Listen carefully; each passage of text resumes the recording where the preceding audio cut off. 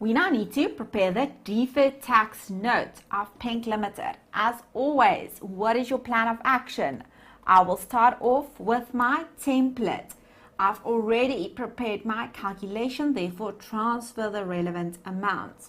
Now our deferred tax note, if you include a template, you will only include the line item analysis of temporary differences.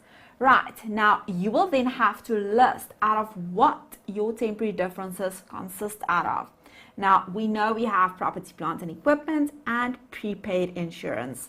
Now please look at this. If you look at our deferred tax calculation and you look at our temporary difference column, remember this is your 2022 year, and your temporary difference column, this column here, our temporary difference, you will have to use your 350,000 and your 40,000 times by 27%, not the 28%. Why not?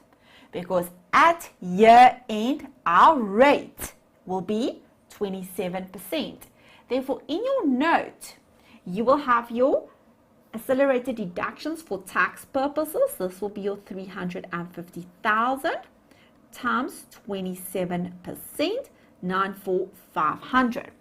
Then we have our prepaid insurance, which will be the 40,000 times 27%, and this will be 10,800. And we will have a total deferred tax liability of 105,300.